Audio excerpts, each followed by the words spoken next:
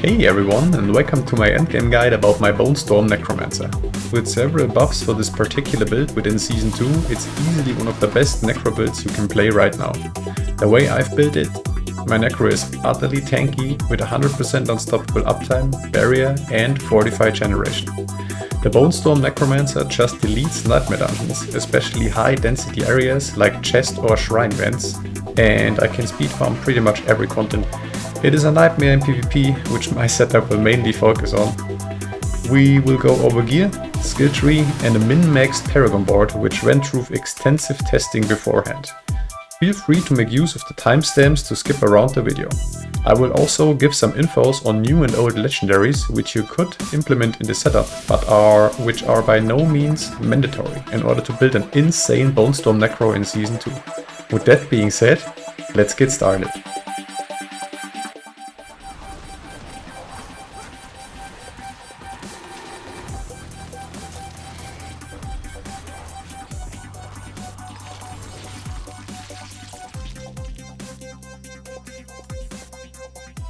So let's talk a little bit about my gear then. So the setup you saw me clear a Tier 100 with. The Adventurous Helm of Shielding Storm. So whenever I press Bonestorm I get barrier, and Bonestorm is almost up all the time. So hence I have barrier all the time. Stats on here, all stats, lucky, very important, lucky hit chance while having a barrier, total armor and max life. Of course, try to max out all those stats, right? The most important one is all stats and lucky hit chance while having a barrier. Okay, so when you find a helm with those two, that's generally good for the build. Why all stats? Because in order to unlock important nodes in the Paragon board, because it's very close. Like you see, I got 451 willpower here, and I need 450. So you generally aim for 450 willpower and 450 dex. Everything else into int. Necromancer is a intelligence-based class. So yeah, some all-stat rolls are important. I think I have 2 in total.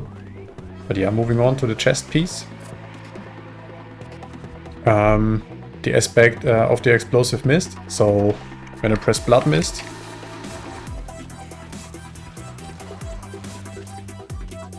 it triggers corpse explosion. So while you can cast it manually, you don't have to. You very rarely use this one.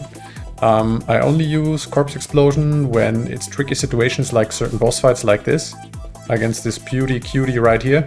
So you can't face tank, so you gotta use it on distance. That's okay. And if Blood Mist and or Bonestorm is on cooldown, then you spam Corpse Explosion manually. But yeah, usually you don't, because of the aspect. Rolls on here, I have some damage reduction from shadow damage over time affected enemies. That's really good. The roll is not so great, right? Only 8%. This goes up to 17%, man. Insane. My other rolls are here are just strictly damage, shadow damage, darkness skill damage, and ultimate skill damage. If I could wish for something different, I would probably get rid of ultimate skill damage and roll flat life on here, because flat life skills nicely with overpower damage and with fortify. My gloves. The first legendary, I think it's one of the new legendaries. You could argue it's a win more item. You don't really need those, but they are good in certain situations. And also bad in certain situations. Like, for example, in a boss fight, right? Especially against the Tomb Lord. I often switch them out when I fight the Tomb Lord, because he travels away and the corpse is here, right? So if I hit Blood Mist, then I have a dot puddle on the ground here, but the Tomb Lord is already over here. So hence I will deal no damage. And these gloves makes it so your Corpse Explosion dot damage basically can travel and seek enemies. So a really good item to have, but not a must-have. Like, the build will work perfectly fine without any of those new legendaries. You can farm this from Grigor, one of the new mini Ubers. That's how I call them. You need, for those who don't know, you need Living Steel that drops from Hell Type 300 chests. You need 5 of those each, and you can summon Grigor. And he has a fairly decent chance to drop them. Fun fact though, this with 40%, I got it from the boss in the PvP zone, right? Like the Abomination in Fields of Hatred dropped me this pair of gloves, so can drop everywhere. But if you want a higher chance, you should farm Grigor for those gloves. If you don't have them, you can simply swap out for either something like this. So Blood Mist makes a desecrated ground. So you see the little sparkle, I hope you can see it, you see the little sparkle in the middle, that's extra damage. It's just extra damage for the corpse explosion dot. Stats on here, crit chance, damage over time, damage to injured enemies, lucky hit chance, all stats if you have flat int, yeah, something like this. If you play PvP, I would just stick with those. If they are stupid enough to pass through the middle of a dot pile, like they just get obliterated, like for real. But you could also swap to this aspect, right? Very good against barbarians and everything which has a high unstoppable uptime. Also good against certain monster types and or bosses. Yeah, there's several options, right? Moving on to the pants here. I have Disobedience here, just for stacking some armor.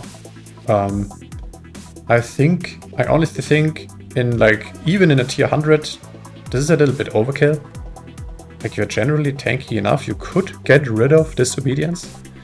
But for PvP, I want to have every defensive layer that there is. So yeah, a must have for me personally. Stats on here. Like, these pants, even though they have a high item power, they are trash. I mean, it's only 700 life, but you have flat life. Some form of damage reduction is recommended here. Close damage reduction or just flat DR, armor and percent, it's all good options here. And me, that's just personal preference, I like to have +4 to ranks of corpse explosion. More about that when I go over the Skilltree. It just increases the damage of corpse explosion, right? It says 34k. So yeah, plus skills come in handy here. You could get different pants though. There is a new legendary called T-Boils. I think they are called T-Boils, not too sure. They say basically when you are unstoppable, you deal 40% or 30% more flat damage. If you have them, yeah, you should probably use those. On the other hand, another good pair of pants is something like this. If you want to even have more plus skills, right? Of course, you gotta upgrade this and so on. But you can have Corpse Explosion and Blood Mist skills on here, which would reduce the cooldown further of Blood Mist. Also good. Also good and very viable. Moving on to the boots. I think the most important thing on the boots for this particular build, especially in combination with the Vampiric Powers in Season 2, is evade charges. Because you can just dash like crazy. You can just dash like crazy. Every time you dash, it's you are unstoppable.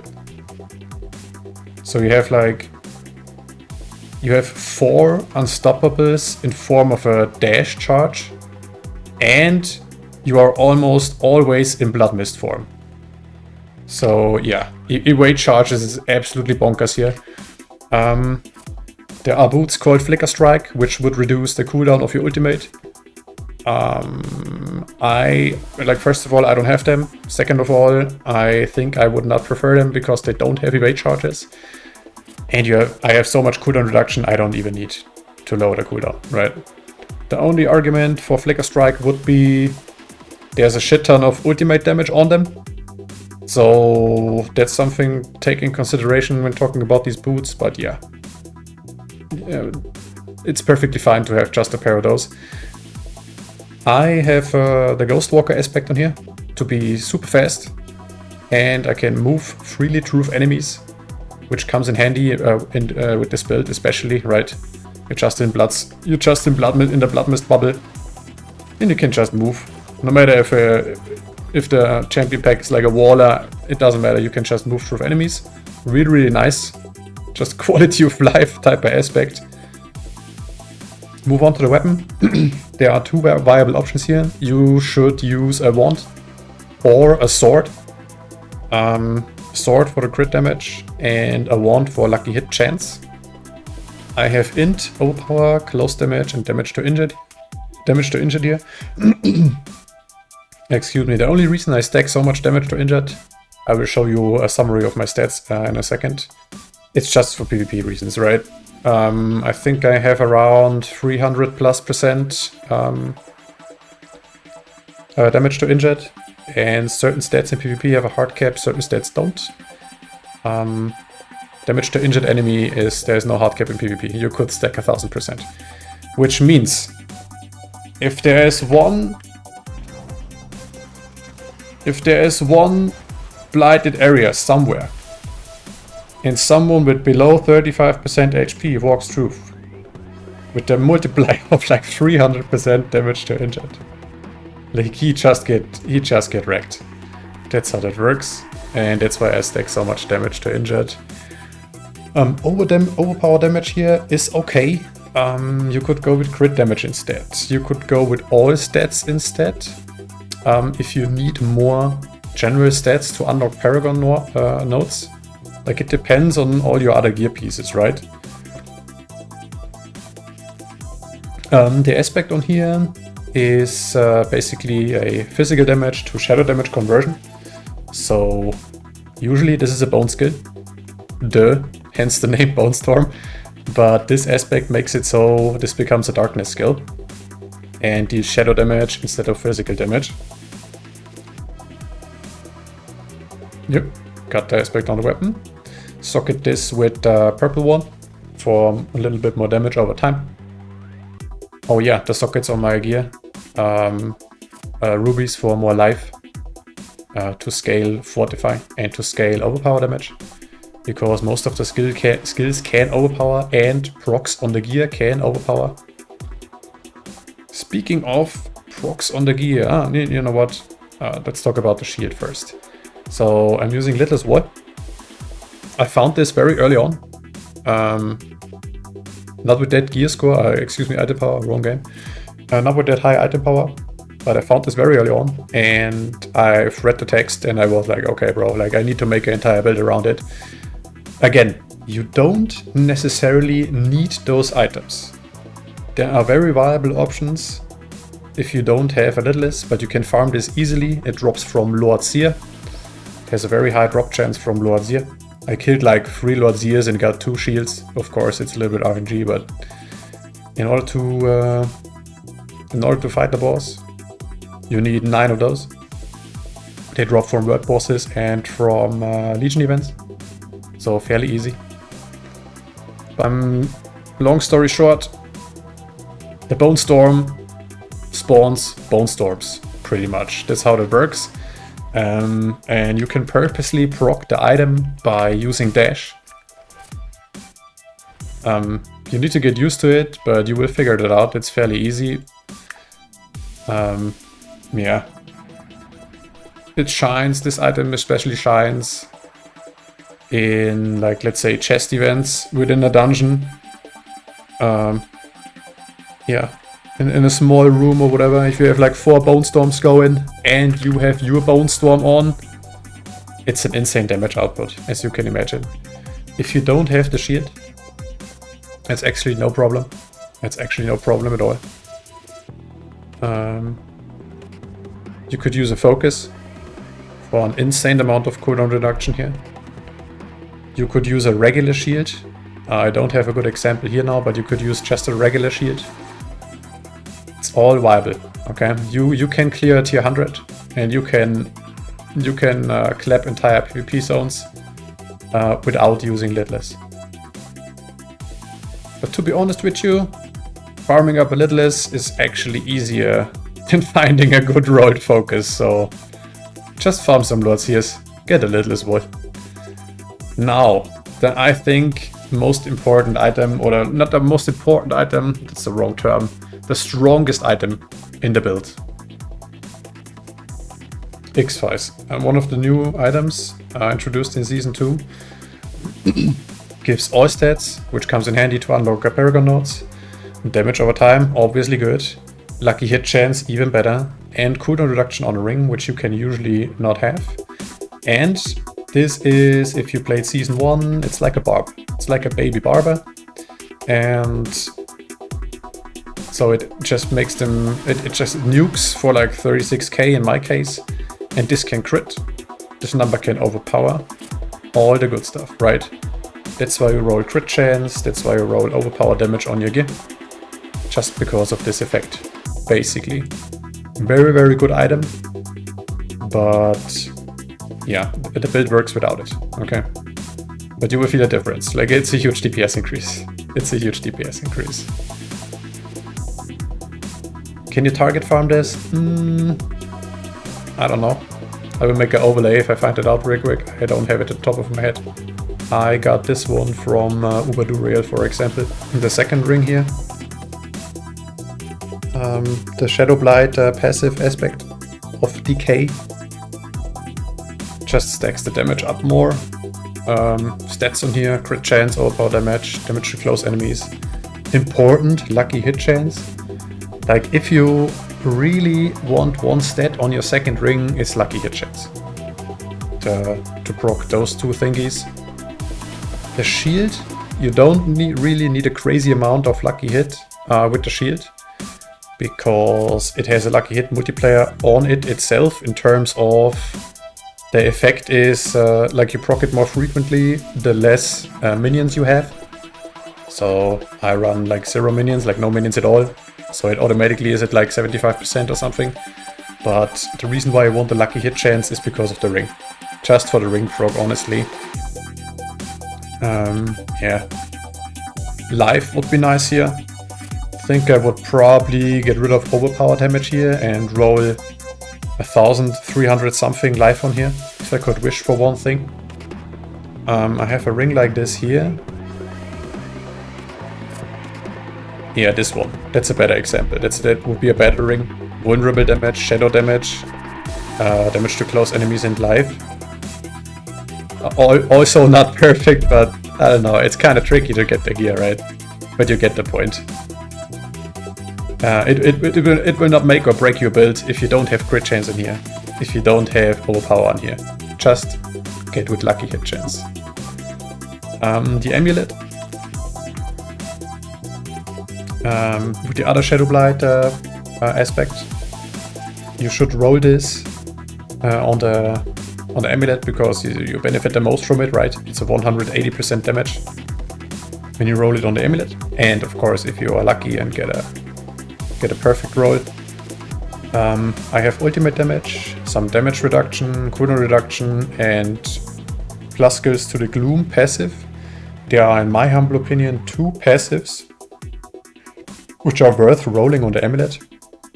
The first is Gloom, and the second is Terror. So this would be one with Terror right here. Yeah, speaking of passives, oh, show you the stats real quick, just real quick. So, maxed out on resistances, right? I achieved this with my Paragon board, and by socketing like this gives lightning resist, this gives fire resist, and to cap them out, I have one for all resist. I don't need poison resist here because of reasons called Paragon node. But yeah, all res, cold res. You need one more cold res roll somewhere, and you are capped out on all the resistances. Weapon damage doesn't matter. Like crit chance around 20, around 100 crit damage. Some overpower damage. Now we get into the nitty gritty. 200% damage multiplier to shadow damage, which almost all of our abilities are shadow. And the ability which is not shadow triggers an ability that's shadow, so it only makes sense, right? A nice shadow damage over time multiplier here. Some ultimate damage is okay-ish. It's not the best stat, but it's okay. Because, well, ultimate damage, rolls on gear and stuff, count only for Bonestorm, not for Corpse Explosion. Damage versus healthy, not to be underestimated.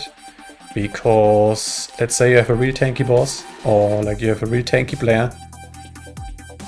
Your damage versus injured is pretty useless if you cannot bring them down to 35% within time, right?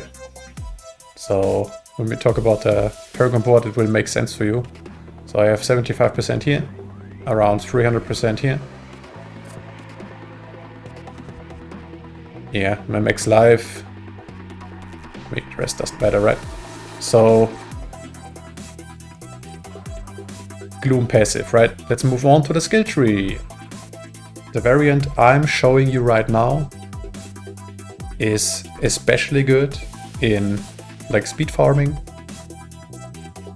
clearing high density areas, farming Helltide and stuff like that. And it's very, very, very good for PvP. But it's not so great against like very high HP boss monsters. Like Uberduriel, yes, you can kill him with this build, but it takes a while. The Lilith with this build, I mean, the boss fight is just straight up dumb in my opinion, but yes, you can kill Lilith with it. But if you want to farm like the big boy bosses, you should go with another spec, right?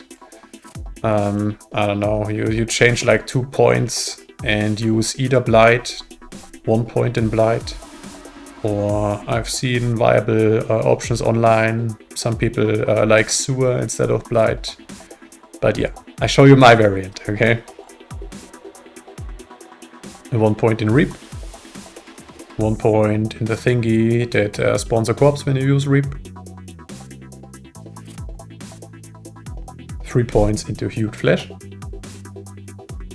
to spawn even more corpses. Maxing out Blood Mist here to reduce the cooldown. Going with the thingy that leaves behind a corpse.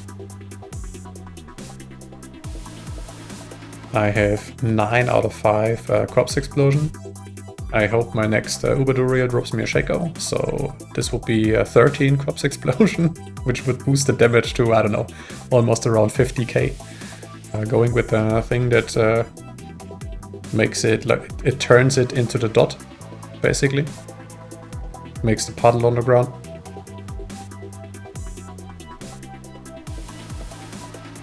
One into Grim Harvest, just to unlock Fueled by Death. Nice damage multiplier here, when I consume a corpse. So as you could imagine, there's like a quadrillion corpses on the ground and you press Blood Mist. I get a huge damage boost from this passive. Moving on to the curse skills. My curse of choice is Decrepify. And the thing that gives it, that helps with cooldown reduction, right? The way the skill points play out, I have remaining points in the Decrepify. Actually really good. So you see the slow and you see the DR. Only 1 point gives like 43% slow. 3 points already boosts this almost up to 50. You could try to squeeze in Decrepify plus skills on a helm. You could roll 4 to Decrepify on a helm, would be absolutely insane. And in combination with a... no, well, never mind. I was about to say in combination with a Shaco, but like you can't have that, right? But yeah, you could have Decrepify skills on your helm.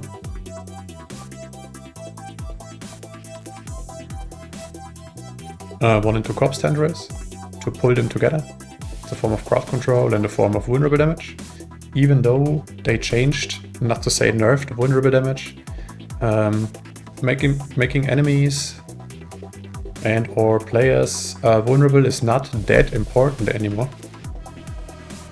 But it's still a nice little multiplier to have. Then all the shadow stuff. Ripper's Pursuit, so you run pretty fast.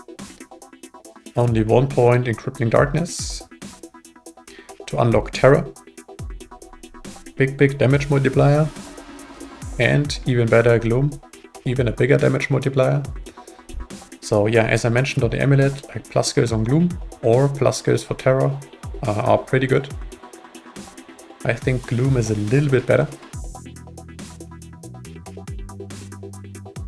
Moving on to the ultimate skills. Max out, well, put 1 point in Bonestorm and get all the Bonestorm thingies. Since I'm using no minions, I max out Standalone and I max out Memento Mori. So damage multipliers for not having minions. And the Keystone passive Shadow Blight. So this got reworked. It was already good, but now it's absolutely bonkers, like really good, really good. Yeah, hits like a truck, shadow damage, I don't know, I think it's just cool. And the build overall reminds me anyways on a Bonestorm Necromancer Diablo 3. I think it was called like Lazy Mancer or something, and it's not playable nowadays in Diablo 3, but this build gets very close to it, so I'm having a lot of fun with this build. Since like the previously mentioned build in D3 was one of my favorites. So let's talk a little bit about the Paragon board then. Keep in mind, my glyphs are not maxed out. I just started to pump them up more than level 15. You should aim for level 15 first, just to get the range, right? So when I show you a damage multiplier of around 100 crowd control, keep in mind this goes up way more. Way more. Like the scaling is so insane the way I've built it. Let's say, for example, the first one, right? I'm using Scourge here. So for every point in int, I get shadow damage over time. This is level 19 now. And it says 85%. Like to comparison for you, with level 15, it said only 75%. So these few levels already added 10% more damage. So absolutely insane. Very nice scaling into endgame. You actually get rewarded with this build. You actually get rewarded by maxing out all the glyphs, but the build works perfectly fine if you have them only on level 15. So, I mean, of course, I will not talk about each and every point. There's a plan in the description below. But yeah, the first one is Scourge for nice shadow damage over time multiplier. The first board is Wither. And I picked almost everything out this board because it's just perfect for the build. And the glyph is Control. So they are controlled like almost all the time, either from Corpse Tendrils, or they are slowed from the Decrepify, or whatever. So this multiplier is up all the time. The third board is Flesh Eater. So consuming 5 corpses gives a huge damage multiplier. It's up all the time by clicking Blood Mist basically. And the glyph on here is Darkness for flat shadow damage. Again, I skilled every single point that there is to boost the damage as much as possible. So every int point here is skilled. Right.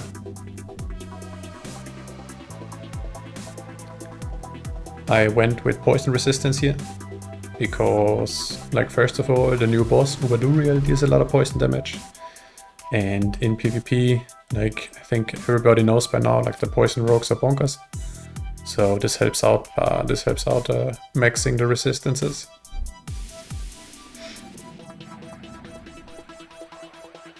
The next board I have here is Scent of Death.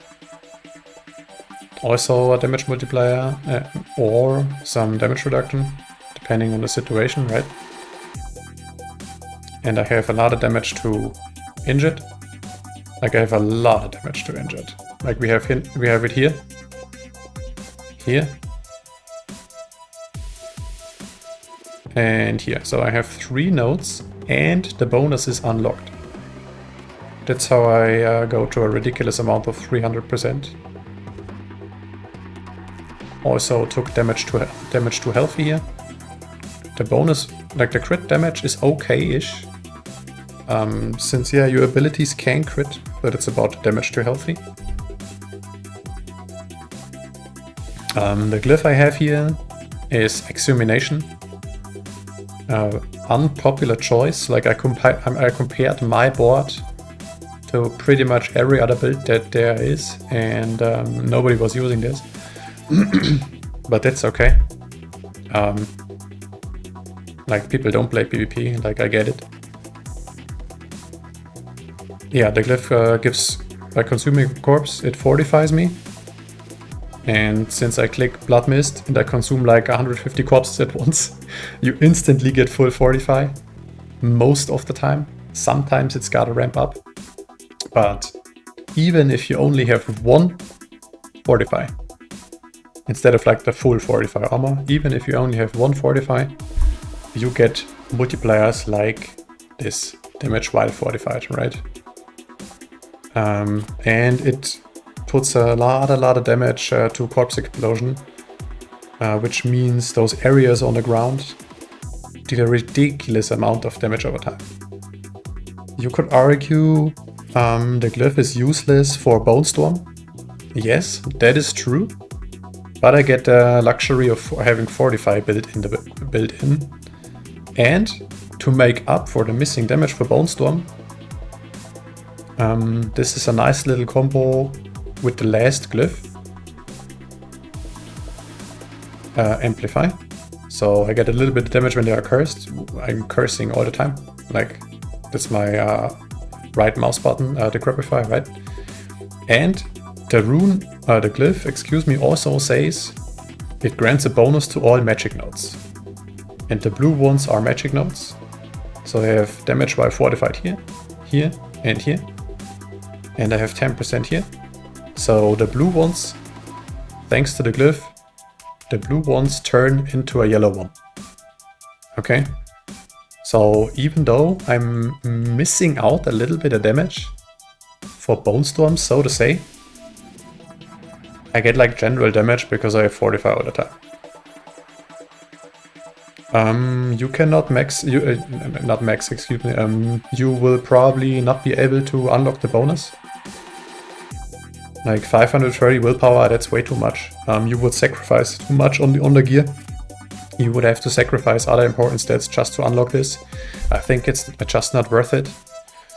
But yeah, not necessary at all. I only have those two to get 40 int, right? To get the Amplify active, basically. So this is very tight and very min-maxed. As you can see here, for example, it's very close. I have 451 willpower, and there's 450 needed, but it works. There are some slight changes you could do. That's personal preference. For example, you could put out points here, okay, and you could get, where is it? You could get 8% more flat damage to elites. Here. Like, I'm debating which is better. Like the 8% damage to elites or 10% more corpse damage. So it's a little bit tricky, but I think in the end you will feel like no difference. But there's just wanted to mention here. That's my board. That's my board. You can swap out this and this for exploit is okay-ish, even though vulnerable damage is not so valuable no more. You could use Where is it? You could use this one, gives damage while healthy. You could use Territorial for damage against close enemies. But since this is a PvP board, okay, I'm better off using something like this because it's more unconditional and easier to keep the damage multipliers up. Because in PvP, A, I cannot guarantee to be healthy all the time, and B, I cannot guarantee to have the enemies close by all the time. Okay, so Territorial, and this one, Imbiber, I don't even know, Tomato. Like those two are not good for PvP, because yeah, you need to fulfill a condition, and it's not easy to keep the condition up in PvP scenarios where it's hectic all the time, and you fight like a 1v4 or whatever. You cannot just stay there and face tank and be healthy and in range. So, but those two are probably better, I'd say. Like Territorial, Imbiber. It's probably not called Imbiber, but who cares? And Exploit. Those three are probably better in PvE scenarios, okay? But this is a PvP board. That's two different things. But yeah, that's my PvP board. Book of the Dead, because I'm running no minions at all, right? To benefit from like the skill tree bonuses and to get a higher proc chance on little as well. I sacrificed the Reapers. For more shadow damage. I sacrificed the Cold Mages for more vulnerable damage. And I sacrificed the Blood Golem for a little bit more life, because it's nice for overpower and it's nice for fortify. And who doesn't want more life, right? The Vampiric Powers are the following. Anticipation to reduce Bonestorm cooldown. Metamorphosis to get unstoppable with your 8 charges. And to curse them with Vampiric Curse. Prey on the weak. Get a little bit damage multiplier when they're vulnerable. Domination. Damage multiplier for stunned, immobilized, and frozen or feared enemies. It's more for one-shotting like little monsters when they are injured. It helps with clear speed.